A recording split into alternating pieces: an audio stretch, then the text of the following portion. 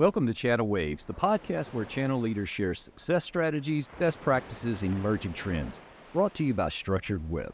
Here's your host, Stephen Kellum. Welcome, everyone, to ChannelWaves, Structured Web's view into everything channel. I'm your host, Stephen Kellum.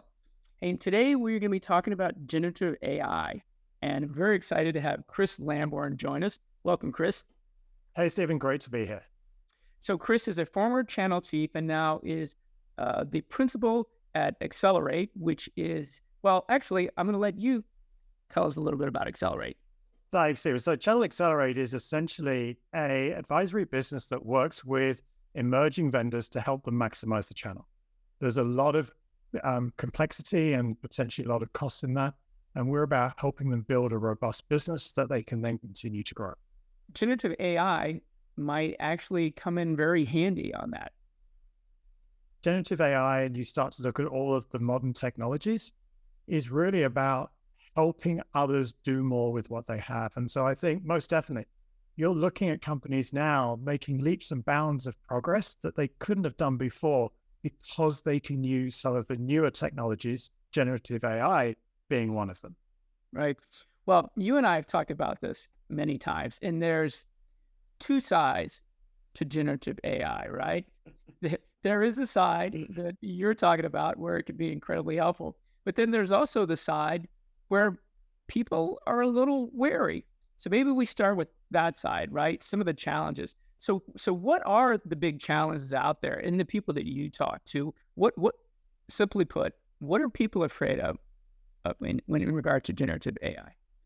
Do you know, Stephen, I think, when you cut through it all, primarily most of the concerns are based around it being seen as a threat to somebody's job.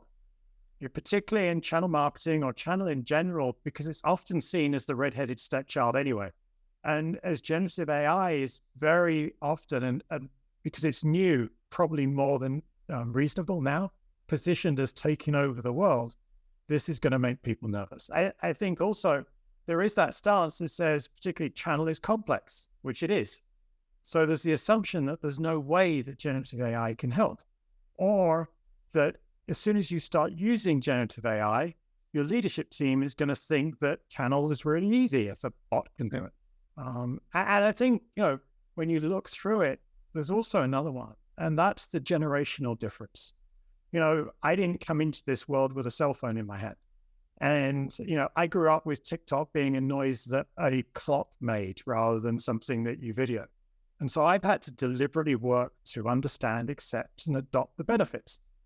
And so it wasn't natural to me.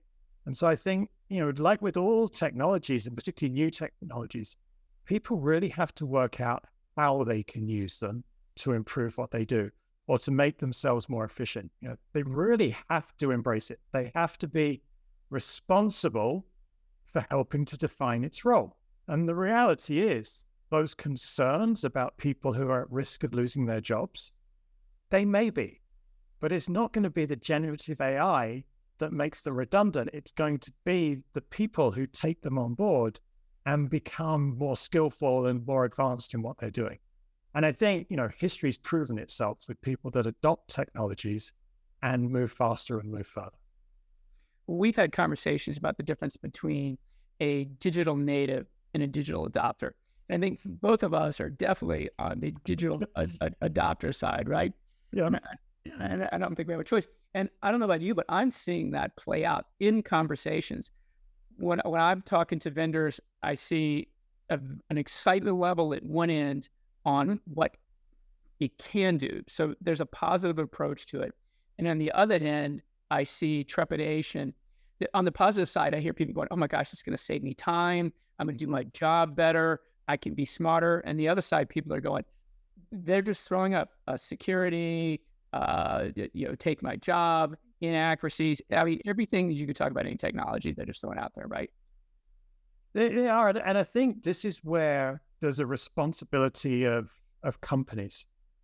Right. You put new technologies out there, it's great. People will naturally adopt and people will deflect from them. It happens with everything, But I think companies have a responsibility to help their employees and those around them become educated in these new technologies and to really proactively bring the technologies in the day-to-day rhythm of the business. It's really concerned me. Actually, this morning, talking to somebody, and they're working with an organization that has essentially banned AI from its employees. Okay.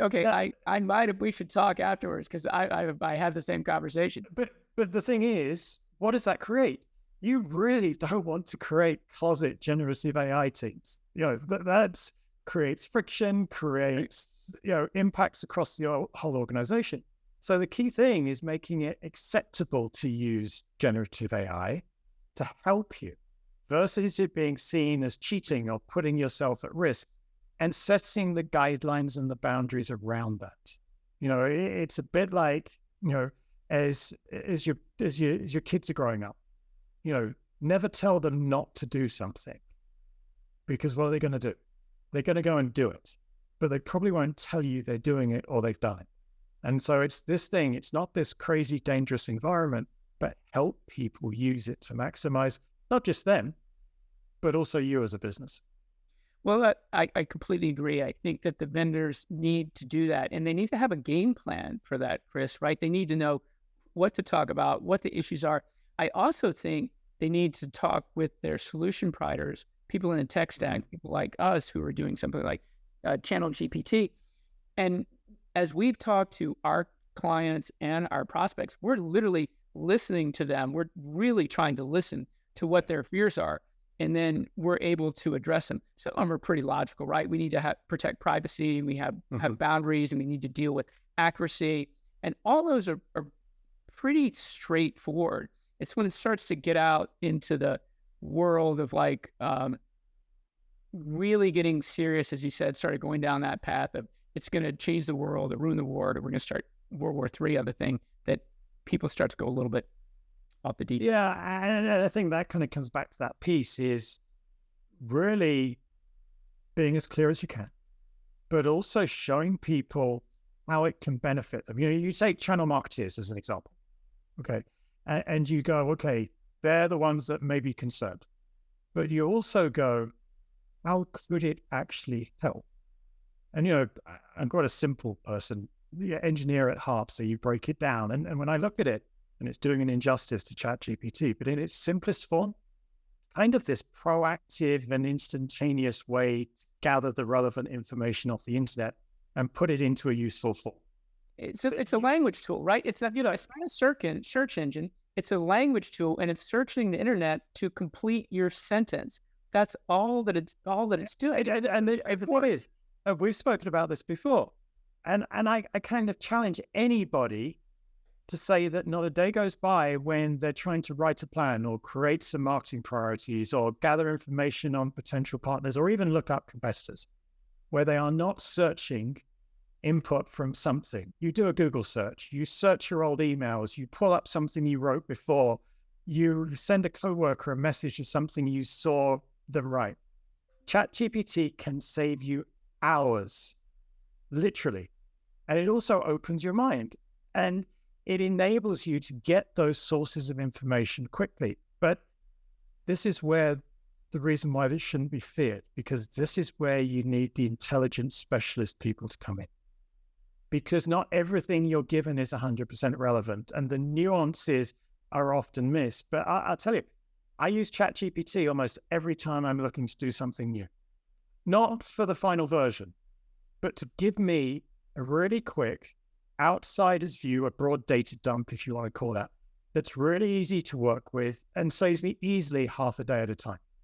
And I think this, I think this is the point we're pushing towards. Generative AI, if adopted correctly, is an aid. It's an aid to do your job faster, better, more efficiently. And, you and I, the hours of the day when we're emailing dictates this, but I don't know a person in the technology space, especially, who wouldn't turn down an extra half a day a week just to do what they'd really like to do and to breathe. Right. And so this is where I think, yes, there are some elements that need some structure, but it really can help change how people do things instead of replacing how people do things. And I think the other piece to it is it opens up an opportunity for a new generation of people. Particularly in the channel space, we've got we've all been here a long time. And it's quite hard to bring new people into something that is quite challenging, is quite complex. And if we can use these types of technologies to help people get involved in the channel more and evolve their own skill set, I think that's an added benefit, but something that we need as a market. But I've been in the tech stack for a long time in this space. And anytime that you can take something that's somewhat redundant and allow someone to be more strategic. I mean, I go back to MDF and, Yes. Do you want to be dealing with prior approvals, POP, right? Or would you rather have it automated or someone else do it so I can be more strategic? Makes a ton of sense. And to me, it's kind of the same thing. I wrote 3 blogs last week in 3 hours, and it usually takes me much longer to do that. And I use ChatGPT to give me the basic outline. I had to rewrite it. Still took me hours to rewrite it and put my own impressions on it, my own words. But, I've got it trained in my voice and I can get it much better. So basically, it's just coming alongside for me and helping me create content, right? But you're right, it's not that finished product. I think we will get closer to that finished product as things like our channel GPT or Chat GPT continue to evolve. But I think right now, I'm just trying to tell people, start simple. Think a subject line on an email. Think a simple email content or maybe a blog. We don't have to get super carried away about some of the legal issues or like copying code, encoders, all that sort of stuff. I'm trying to keep it narrowed in on channel marketing. But I think to your point around, it can become better as it moves along. I think that's part of the opportunity. You look at how vendors and partners engage with each other. And historically, partners have been much more advanced than vendors have at new technologies and methodologies. But you play that statement through that you had, that you could enable partners to be able to almost instantaneously take content, take marketing materials, take pieces from you as a vendor and turn it into something that is relevant for themselves with their own benefits, with their own unique positioning relevant to their skills, and have it in market in less than a few hours. That's the benefit of it becoming personalized, for want of a better word. Because what would you normally do? You wouldn't support half of those partners because you don't have the resources to do it. And so therefore, you're losing the opportunity to grow your business. Look, as a former partner and a sub $10 million partner, when a piece of content came in and my team, which is very small, had to reach, let's say we're in the wine business, we're in Napa, and we had to reach these wineries and the COO there, we need to position one of our vendors there. I mean, you freeze as a partner. It's like, oh my gosh, what's my subject line look like? Oh, how do I take this content that's about this big vendor and how do I make it about risk mitigation and business continuity for me to this vertical? There is no way, Chris, that people have been able to do that. And I think this opens up that world. Here's the interesting piece for it. If you let partners do it on their own, what you just talked about, if the vendor says, okay, I'm out there, I'm just going to let my partners do this, I give them this tool, and they go and search. Remember, there's some things you have to pay attention to, depending on which it's OpenAI, when did it stop, right? And how relevant it is, how far does it go back? Which is why training, I think it's a huge opportunity for vendors, for consultants, for anyone to have input. What we do is we train whoever the vendor is, we would train that instance, that private instance, to make sure everything is accurate, right? Whatever that vendor wants is inside of it. And then the partner comes in there and they know then that data is correct. And then the partner can even input the most relevant data on there. And then you, Chris, can come in and say, hey, I'm an expert on channel GPT or generative AI, and here's the IP I am added to it to make it. What we're building out, and I'm sure other people do this, isn't about structured web, it's just the direction we're going. We're building inputs spaces where the right input can go in. Yeah. And then you're going to create experts at generative AI. It's going to be a whole field of people that are knowledge-based that are going to be able to help build this stuff out. But the thing is, Stephen, those people are emerging now, and not just because of generative AI, because of, as you said, all of the other functions. Digital marketing's not new. Everybody's been singing on about it for kind of nearly a decade. So they've already got the head start about needing to do things in a different, more proactive and a more automated way. Unfortunately, you've got a lot of companies having to reduce the number of heads they have, having to be careful on costs. And, that will ebb and flow as it does naturally. But to enable yourself to recover faster and continue that revenue growth, you can't just stop what you're doing. And so what this helps is companies who are having to just put more work on the remaining individuals now can give that work-life balance by bringing in technology, to enable it. We all most of us live with cell phones, and 60% of us live with something like Alexa. Why? Because it makes our lives easier. Okay, and by the way, do you remember, and throw the whole privacy thing out the window. Oh, don't even go there. I've got a good friend. I mean, oh my God, no, I can never do this because it's just going to, I'm going to get But what is, this will make you laugh with it. So I've got a good friend, banned Alexa from their house. Yeah. Okay, banned it. However, they use facial recognition to get into their iPhone, which takes a photo every 4 seconds of your face and says where you are and your surroundings. But that's fine. That's fine because it's Apple. Look, we could have a whole conversation. People don't even know where their food source is anymore, right? You ask a kid, what does a chicken look like versus a pig, right? And all they know is it comes, So I think humans were a little attuned to that, and we sort of get over that sort of stuff. But I think it's fascinating. Let me ask you this: do you believe partners are just going to use it anyways? Right? Here's the thing: do you think people are just going to use it no matter what? Do you know what? I think there will be a group of people that use it no matter what. The forward thinking. And what you find is, particularly in the channel, it's a very small market of people. It's a very closed-knit environment. So it will spread. And the reality is that those partners adapt a lot faster than vendors do. And so where a partner won't necessarily have to go out to proactively start to use generative AI, they're naturally going to do it because the people they employ will use it. A vendor may not take it on at that speed because there's structure, there's process, there's everything else that we've just discussed in there. So I think that's where I think the vendors that are going to win with this are those that take that stance, as we said earlier, of helping partners guide. Maybe that's a good way of putting it, because they've got the skills, they've got the desire. So let's work in the right place together. Because yes, you're not going to stop people using advanced technology to advance their own businesses. I mean, that's been my premise all along. If partners are going to use it, take it to its simplest core. What's the worst? What are partners worst at? What's the worst thing that they do? I'm not going to get drawn into this one, Stephen. Shit, I'll get kind of like It's marketing. I mean, what can be okay? There's a part. Okay, everybody thinks in the tech space, sales certifications, the Cs and feeds, they got that down. They could talk about. Why marketing?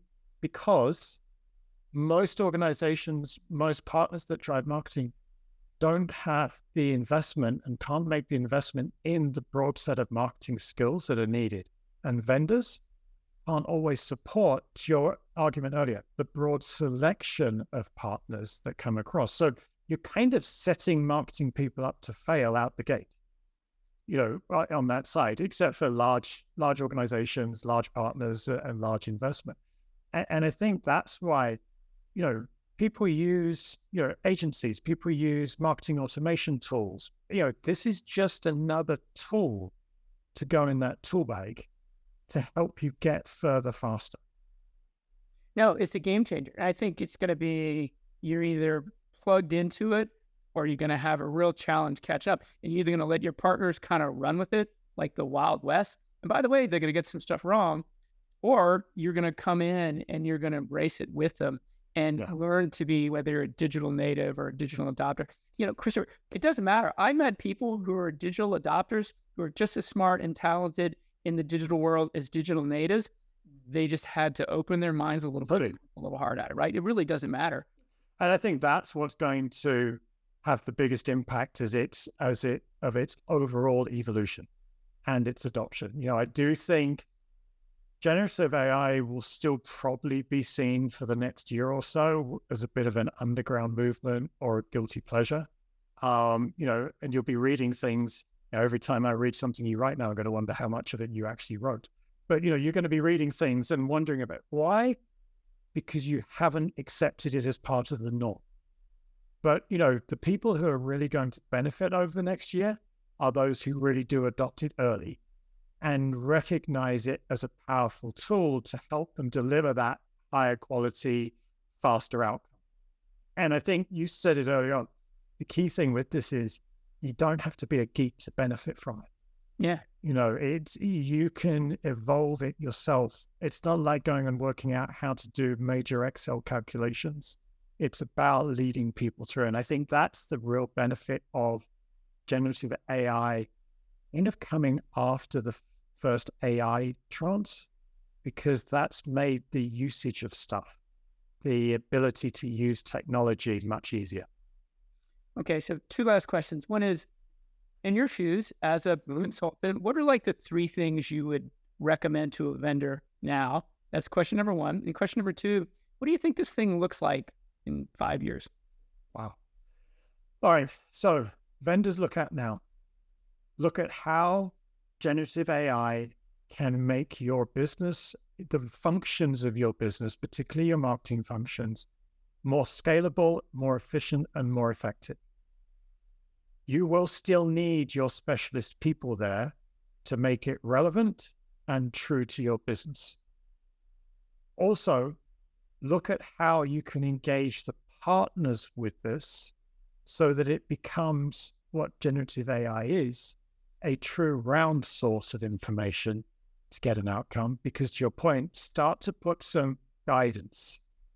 You don't have to put restrictions, but start to give guidance. Now, if you want to travel somewhere in a car, you go into a GPS and you follow them. You don't get the map out.